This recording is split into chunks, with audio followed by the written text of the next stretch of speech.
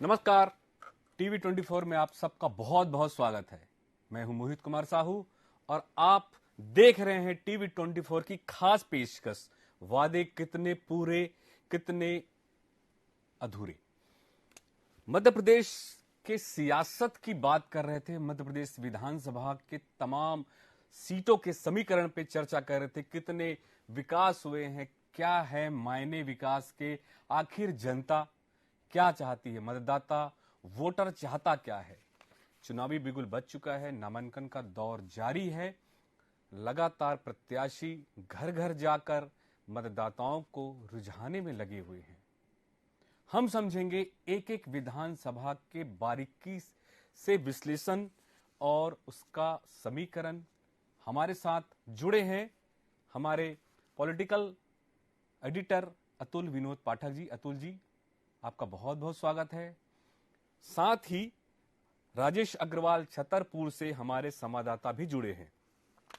सबसे पहले मैं अगर आपसे चर्चा आपको बताना चाहूं दर्शकों को, तो छतरपुर जिले में कुल 6 सीटें हैं। छतरपुर, महाराजपुर, बड़ा मलहरा, राजनगर, चंदला और बिजावर, ये 6 सीटें मध्य प्रदेश की सियासत में खासा स्थान रखता है।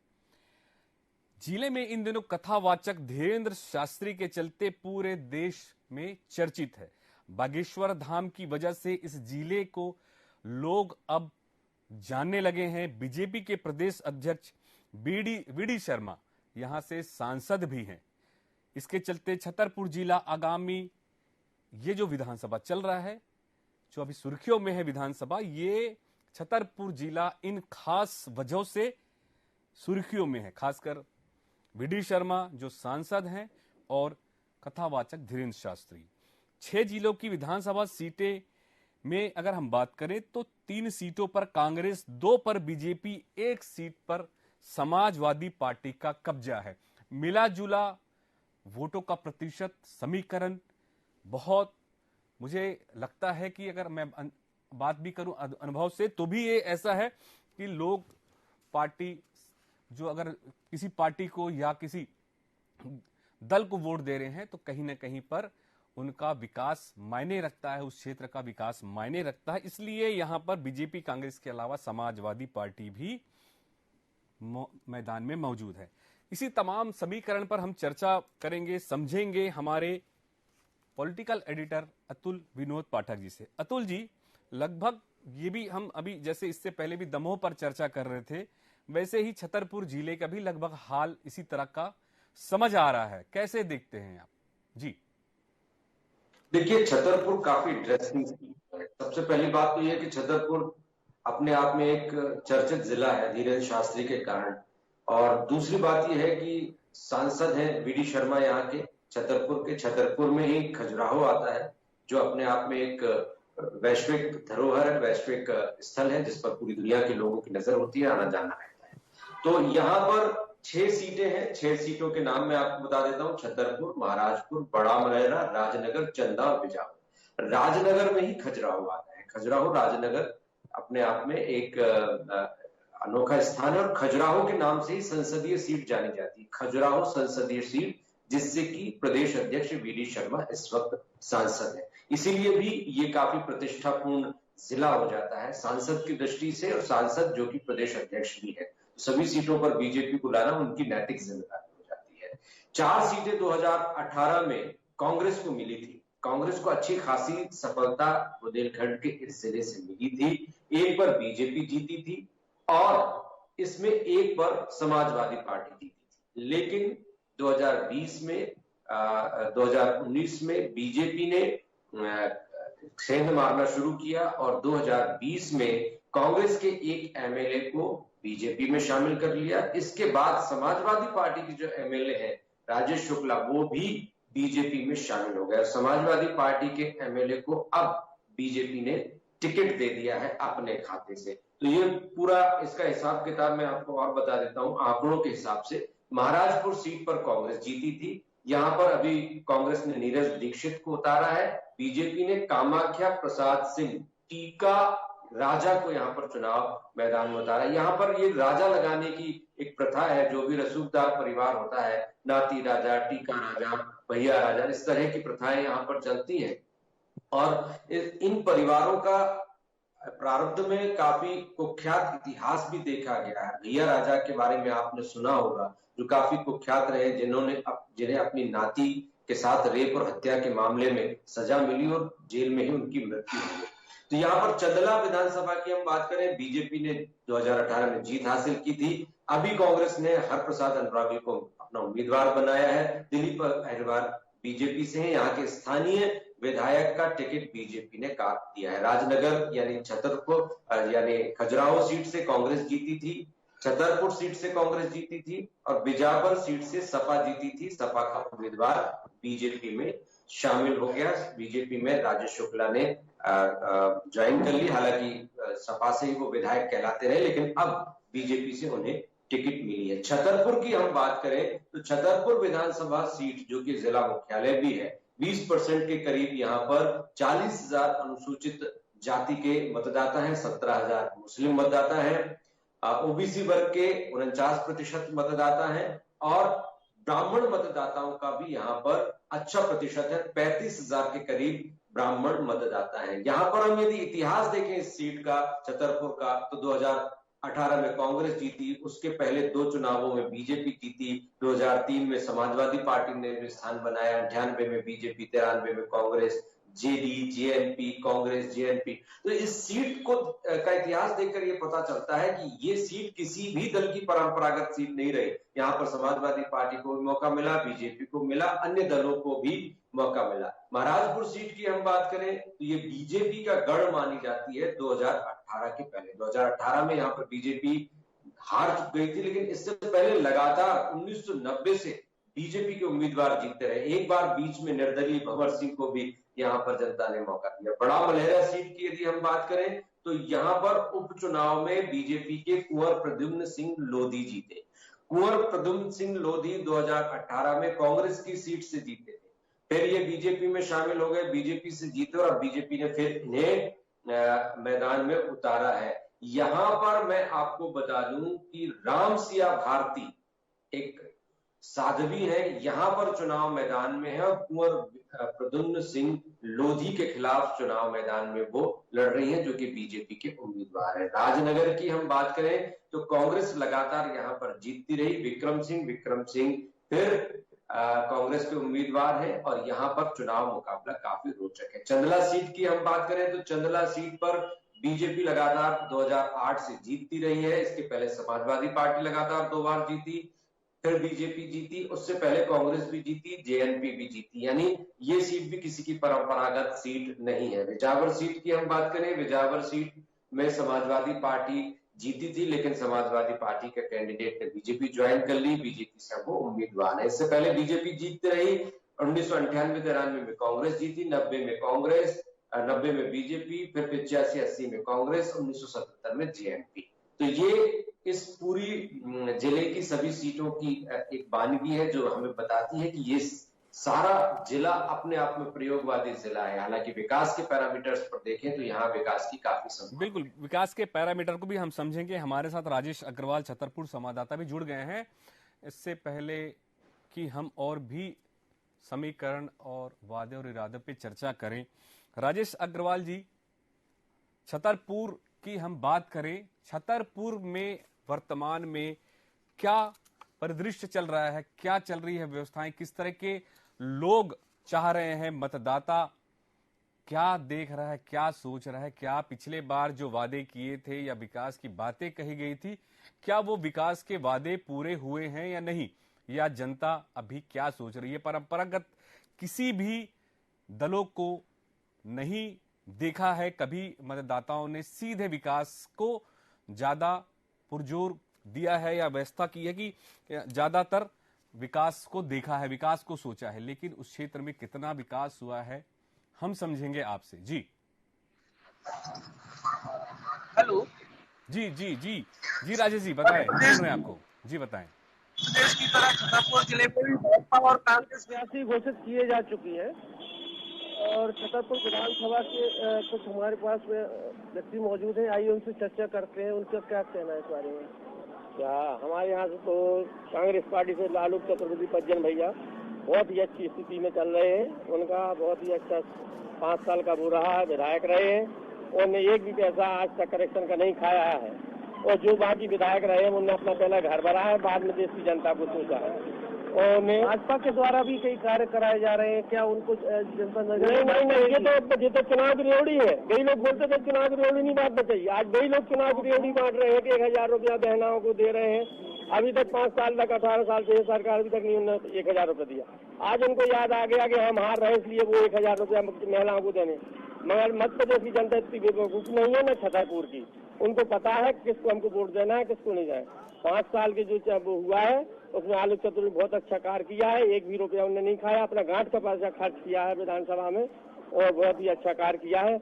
हम संतुष्ट हैं। उनको व्यक्तिगत रूप से लेंगे कि पार्टी के रूप से? पार्टी के रूप से। पार्टी किसी को टिकट देती, हम उसको वोट देते। अब मतलब यहाँ पर व्यक्तिगत आलोक चतुर्वेदी की छवि को बहुत अच्छा है।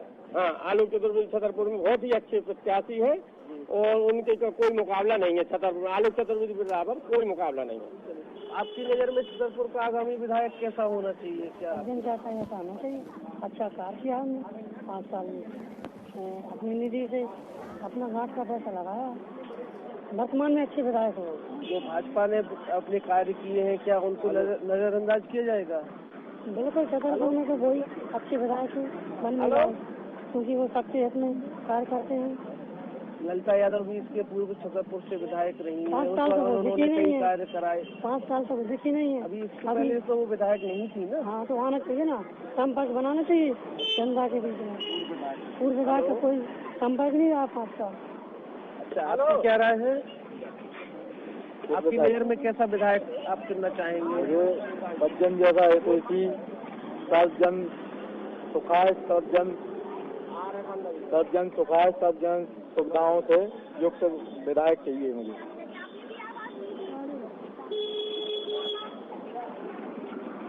आपकी निगाह में आगामी विधायक कैसा होना चाहिए? आगामी विधायक ऐसा होना चाहिए जो छतरपुर के लिए कार्य करे, चाहे वो किसी भी पार्टी का हो, क्योंकि छतरपुर के विकास में किसी भी विधायक ने कुछ काम नहीं किया। केवल अभी जो वर्तमान विधायक थे बच्चन चाचा, उनने काफी बाजार में कार्य किए हैं। क्या उनके द्वारा कार्य किए? आप देखिए, मंदिर का निर्माण भी हुआ है, जो खंडर मंदिर थे उनको विधायक निधि से पैसा भी मिला है, और आप देखिए कि शौचालय बाजार में सब कुछ, यानी जो पार्टी सुविधा उन्हीं की देने। और क्या है, आपको ऐसा नहीं लगता भाई, यदि मध्य प्रदेश में भाजपा की सरकार बनती है तो भाजपा का विधायक को ऐसा कुछ, भाजपा के विधायक, क्योंकि अभी जो रहा है कि प्रदेश में भाजपा की सरकार रही और विधायक जो अपोजिशन के रहे हैं, तो शायद उस गति से काम नहीं हो पाते हैं। इसलिए नहीं हो पाते क्योंकि हमारे विधायक पावरफुल ही नहीं है। गति जो चाहिए, आप अपना प्रस्ताव रखिए कि छतरपुर की जनता क्या चाहती है, वो प्रस्ताव ही अपनी नहीं रख पाते हैं। मध्य प्रदेश शासन में मेडिकल कॉलेज नहीं आया है, भाजपा ने दिया था कि मेडिकल कॉलेज होगा छतरपुर, आज तक नहीं आया। मेडिकल का काम चालू तो हो गया नहीं, कुछ नहीं। एक ट्राली गिट्टी, एक ट्राली बाजू हुआ डली है, उसमें विवादग्रस्त जमीन तो ने मेडिकल घोषित कर दिया, आज तक कुछ नहीं हुआ है। चलिए कुछ और लोगों से चर्चा करते हैं। विधानसभा का चुनाव प्रारंभ हो गए हैं, आप अपने प्रत्याशी के रूप में किसको चुनना चाहेंगे? आपकी पसंद में क्यों है वो? इसलिए है कि वो काम करते हैं, काम को छुपाते नहीं है, दिखाते हैं। कभी भी उन्हें पीछे नहीं हटा। विधायक थे तब। क्या आपको ऐसा नहीं लगता है यदि कि प्रदेश में भाजपा की सरकार रहेगी तो भाजपा का ही प्रत्याशी चुना जाना चाहिए? नहीं, ऐसा नहीं हो सकता, क्योंकि भाजपा वाले बोलते हैं, बच्चन चाचा कुछ बोलते नहीं है, वो करते हैं। जब पानी नहीं था तो पानी भी दिया उनने। अब हर चीज, यहाँ पे बाथरूम भी नहीं थी तो उनने अपने पैसों की बनवा के दी है। चलिए,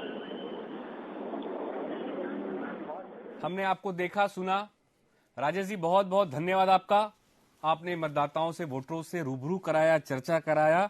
अतुल जी, आपने सुना, रूबरू हुए हमारे सीधे संवाददाता, हमारे छतरपुर जिला के मतदाताओं से, वोटरों से। आपने सुना उन्हें कैसे देखते हैं छतरपुर की ये जो 6 सीटें हैं, उनके समीकरण, उनके विकास की गति, आधे अधूरे काम, बिजली, सड़क, जो बड़े मुद्दे हैं वो आज भी इस विधानसभा से कोसों दूर है। इसके बाद हम जरूर जुड़ेंगे हम परशुराम रायकवार से, खजुराहो से, जो हमारे संवाददाता हैं उनसे भी समझेंगे। उससे पहले मैं आपसे अतुल जी समझना चाहूंगा ये जो 6 सीटों का समीकरण है। जी देखिए, 6 सीटों पर जैसे हम पहले भी बात कर रहे थे, आंकड़ों से हम देखें तो कांग्रेस ने 2018 में लीड लिया था और एक बड़ी भूमिका इन सीटों ने अदा की थी।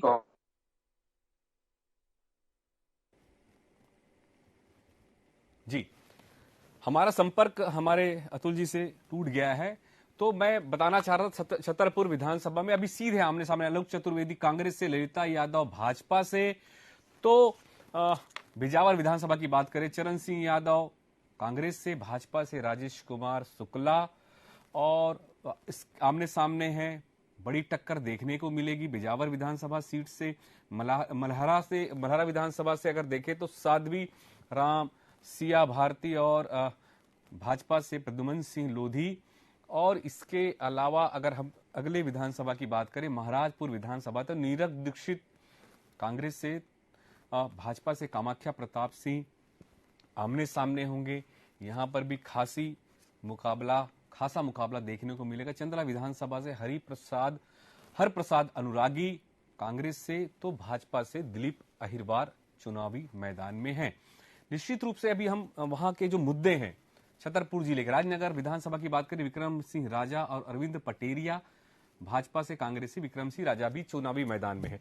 हम अतुल जी से ही अभी लगातार चर्चा कर रहे थे कि वहां की स्थितियां, परिस्थितियां, विकास के मायने कैसे देखते हैं। जी देखिए, यदि मेरी आवाज आपको जी बिल्कुल आ रही है अतुल जी, आ रही है जी।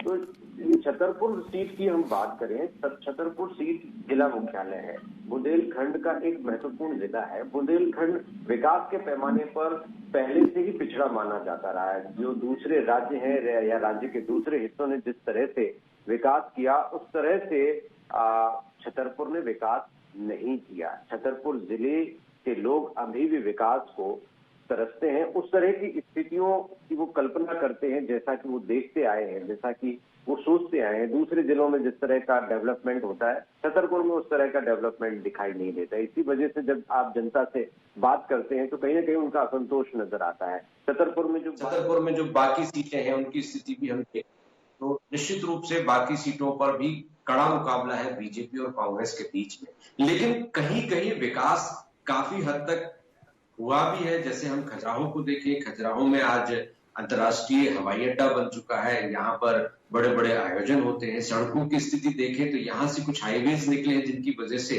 डेवलपमेंट में थोड़ी तेजी आई है। लेकिन ग्रामीण स्तरों पर हम देखें, ग्रामीण क्षेत्रों में देखें, पानी का संकट आज भी है। बिजली की स्थिति देखें तो बिजली की स्थिति में काफी सुधार आया है, सड़कों की स्थिति में भी सुधार आया है। लेकिन फिर भी लोगों की अपेक्षाएं उस तरह से पूरी नहीं हुई जैसा कि वो सोचते थे। 2003 और 2023 में तुलना करें तो अंतर बहुत है, लेकिन अंतर लोगों की अपेक्षाओं के अनुरूप नहीं है। इसीलिए यहाँ पर लोग जो है वो प्रयोग करते रहे हैं। लोग यहाँ पर वोटर्स जो है वो विधानसभा में निश्चित रूप से बहुत प्रयोग करते हैं। लोकसभा की जब भी बारी आती है तो बीजेपी को खुलकर समर्थन मिलता है। इसलिए वीडी शर्मा भिंड के रहने वाले, मुरैना के रहने वाले, चंबल के रहने वाले जब वहां पहुंचते हैं तो उनको दिल से स्वीकार किया जाता है और दिल से वोट देकर जिताया जाता है। तो भारतीय जनता पार्टी का एक वैचारिक वहां पर बेस है। लेकिन जब डेवलपमेंट की बात आती है, विधानसभा की बात आती है, स्थानीय मुद्दे आते हैं, जातिगत समीकरण आते हैं, तो यहाँ पर कांग्रेस या समाजवादी पार्टी को समर्थन मिलता है। 2018 में कांग्रेस की बनस्पत समाजवादी पार्टी को यहाँ पर चुना गया क्योंकि समाजवादी पार्टी ने अच्छा कैंडिडेट दिया। यानी अच्छा कैंडिडेट किसी भी पार्टी का हो तो यहाँ की जनता खुले दिल से उसको स्वीकार करती है, उसको समर्थन देती है। तो चुनाव की हम बात करें तो यहाँ पर छतरपुर में त्रिकोणीय संघर्ष की स्थिति बन रही है। बीजेपी ने पूर्व मंत्री ललिता यादव को यहाँ पर चुनाव मैदान में उतारा, लेकिन उनकी लगातार 5 साल तक जो अनुपस्थिति रही उससे जरूर जनता नाराज है। हारने के बावजूद बीजेपी ने उनको मौका दिया है। अब यहाँ पर हम महाराजपुर विधानसभा की बात करें तो भंवर राजा पिछली बार बीजेपी से चुनाव लड़े थे, हार गए थे। अब उनकी जगह उनके बेटे कामाख्या प्रताप सिंह को टिकट देकर चुनाव मैदान में उतारा गया है। लेकिन ये नहीं कहा जा सकता कि पिता को अस्वीकार किया तो बेटे को स्वीकार कर लिया जाएगा, लेकिन युवा है तो शायद युवा पीढ़ी का उनको समर्थन मिल सके। कांग्रेस ने यहाँ पर अपने वर्तमान विधायक नीरज दीक्षित को ही चुनाव मैदान में मौका दिया है। कांग्रेस ने ज्यादातर पुराने विधायकों को मौका दिया है। अब यहाँ पर प्रद्युम्न सिंह लोधी की हम बात कर रहे थे, बीजेपी ज्वाइन की थी उन्होंने, फिर बीजेपी में वो चुनाव मैदान में है, लोधी वर्ग से आते हैं, उमा भारती के समर्थक कहलाते हैं। राजनगर सीट की हम बात करें तो राजनगर ने लगातार जो विधानसभा जीत रहे थे उनको मौका ना देते हुए कांग्रेस ने विक्रम सिंह को मौका दिया है, लगातार जीतने वाले। और इसके बाद हम चंदला सीट की यदि बात करें तो चंदला सीट में बीजेपी से राजेश प्रजापति यहाँ पर जीते थे, लेकिन राजेश प्रजापति को बीजेपी ने मौका नहीं दिया है। इसका क्या कारण है, ये विश्लेषण का विषय है। कहीं ना कहीं राजेश प्रजापति और उनके पिता आरडी प्रजापति का वीडी शर्मा से जो तलखी रही, उनके राजनीतिक मतभेद रहे, इसका खामियाजा उनको भुगतना पड़ा है। बीजेपी से कांग्रेस से हरप्रसाद अनुरागी उम्मीदवार यहाँ पर होंगे। बिजावर सीट की हम बात करें तो बिजावर सीट में पुष्पेंद्र नाथ पाठक को जो वोट मिले थे वो बहुत कम थे, इसलिए उनको मौका नहीं दिया। और कांग्रेस से आए राजेश शुक्ला को बीजेपी ने मौका दिया, यानी अपने स्थानीय नेताओं पर भरोसा न करके जिताऊ कैंडिडेट को यहाँ पर बीजेपी ने टिकट दिया है। कांग्रेस ने शंकर प्रताप सिंह कांग्रेस के तीसरे नंबर पर यहाँ पर रहे थे। तो यहाँ पर मैं आपको बता दूं कि ये जो सीट है ये भी काफी प्रतिष्ठापूर्ण सीट है। यहाँ पर त्रिकोणीय मुकाबला देखने को मिल सकता है, क्योंकि अन्य पार्टियों के लिए भी इस सीट पर अच्छा स्कोप होता है। जी, हमारे साथ जुड़े रहे उसके लिए बहुत बहुत धन्यवाद। हम अभी इस वक्त बात कर रहे थे छतरपुर की कुल 6 जो सीटें हैं, छतरपुर, महाराजपुर, बड़ा मलहरा, राजनगर, चंदला और बिजावर, जहां पर समीकरण बिल्कुल बदले हुए हैं। यहां पर मतदाता अब चतुर हो गया है, उन्हें समझ है कि किस प्रत्याशी को वोट देना है। ना यहां पर जाति समीकरण बहुत ज्यादा काम करती है, यहां पर काम करते हैं मुद्दे। और अंतिम हम शॉर्ट में समझेंगे परशुराम रायकवर से, जो खजुराहो से हमसे जुड़ गए हैं। खजुराहो की जो सीट है वहां से हम समझना चाहेंगे कि आखिर क्या मायने रखते हैं मुद्दे वहां पर। जी परशुराम।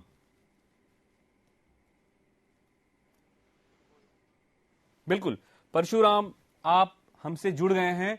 तो मेरा सवाल ये है कि अगर हम खजुराहो के जो सीट है हम वहां की बात करें तो खजुराहो में विकास को लेकर सरकार ने कितना काम किया है, चूंकि ये पूरे विश्व धरोहर की श्रेणी में आता है और पूरे विश्व की नजर यहाँ पे होती है और अंतर्राष्ट्रीय हवाई अड्डा भी है। तमाम विकास की दावे और बातें की जाती, कितना विकास हुआ है इस क्षेत्र में। जी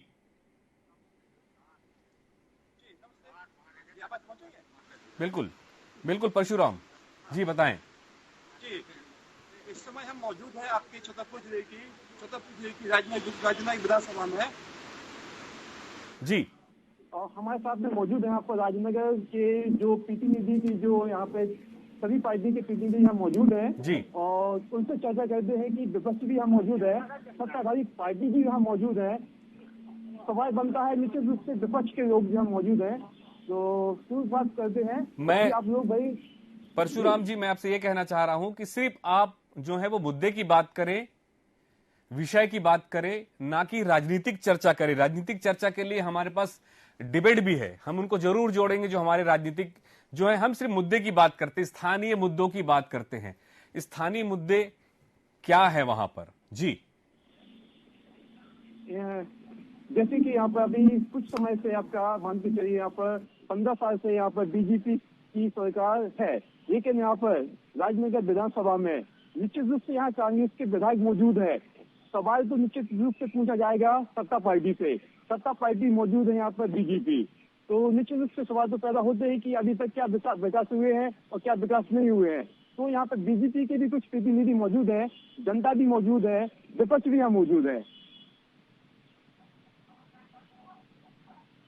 अब बात करिए मतदाताओं से, जो क्या चाहते हैं, कैसे प्रत्याशी चाहते हैं। जी जी जी, आप लोग आएंगे सामने आएंगे आप लोग? आ जाओ आप लोग यहाँ के। हाँ, तो आपकी क्या आओगे कोई? चलिए कोई बात नहीं, जो वहां पर ठीक है, कोई बात नहीं। चलिए आप थोड़ा सा बताइए राजनगर की जो आप विधानसभा सीट के बारे में हम जो चर्चा कर रहे हैं, आप थोड़ा सा विश्लेषण करिए, फिर आप बात करेंगे। जी जी, राजनगर विधानसभा आपकी छतरपुर जिले की 6 विधानसभा में से एक है। शुरुआत दल होती थी, लेकिन कुछ समय से पिछले 15 साल से यहाँ पर कांग्रेस के विधायक यहाँ मौजूद है। निश्चित रूप से विकास हुआ नहीं हुआ है, यहाँ पे काफी लोग मौजूद हैं। बात कर लीजिए, सीधे बात करिए। बताइए, क्या बताएंगे आप? क्या विकास हुआ है? बीजेपी सरकार यहाँ पे थी, निश्चित रूप से आपके विधायक भी यहाँ थे। अरे भाई, बीजेपी ने कोई विकास नहीं किया। जो कुछ यहाँ दौरा में विकास है वो सब हमारे विधायक विक्रम सिंह नाथी राजा की तरफ से हुआ। जो कुछ हुआ है बीजेपी ने कभी कोई विकास नहीं किया। वो तो सब ज्ञातवादों फालतू की बातें फैलाते रहते हैं, बाकी उन्होंने कोई विकास नहीं किया। उत्तर प्रदेश का रहने वाला प्रत्याशी यहाँ करेगा तो क्यों करेगा? वो उत्तर प्रदेश है, वही उत्तर प्रदेश करेगा। यहाँ से क्या लेने देना? पूछिए, बिल्कुल अगले वोटर हैं, उनसे बात करें आप। और भी अन्य लोग भी यहाँ मौजूद हैं, भाई आप भी यहाँ पर हैं।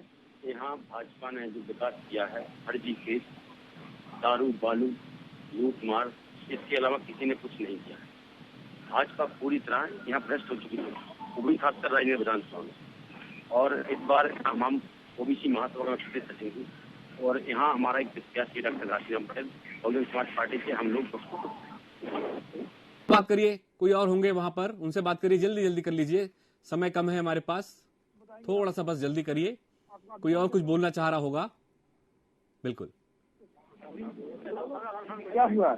कोई बात नहीं, चलिए कोई बात नहीं। तो ये हमारे परशुराम रायकवर जी बात करिए। चलिए कोई बात नहीं। अभी वर्तमान में जो विधायक है नाथी राजा साहब, उन्होंने बहुत विकास कार्य किए हैं, क्योंकि उस सरकार उनकी पार्टी की नहीं थी, लेकिन उसके बाद भी उन्होंने जो काम किए वो बहुत अच्छे काम किए, जो जिससे संभव हो सके। लेकिन बीजेपी के द्वारा यहाँ कुछ विकास नहीं किया गया। ठीक है परशुराम जी, आप हमारे वहां के मतदाताओं से आपने जो चर्चा कराया, बात कराया, उसके लिए बहुत बहुत धन्यवाद। और अतुल जी, आप हमसे जुड़े, आपका भी बहुत बहुत धन्यवाद। हम इस वक्त बात कर रहे हैं छतरपुर की 6 सीटों के समीकरण और राजनीतिक विश्लेषण को लेकर कि आखिर जनता चाहती क्या है, कितने विकास हुए हैं, कितने वादे पूरे हुए हैं, क्या वादे किए गए थे, आखिर जनता चाह क्या रही है, क्या मूलभूत सुविधाएं उन्हें मिल रही नहीं मिल रही हैं। तमाम बातों को लेकर हम विश्लेषण, बारीकी से विश्लेषण कर रहे थे। तमाम दर्शकों का बहुत बहुत धन्यवाद जो हमसे जुड़े। बने रहिए टीवी 24 के साथ, हम अगले कार्यक्रम में जरूर फिर से उपस्थित होते हैं।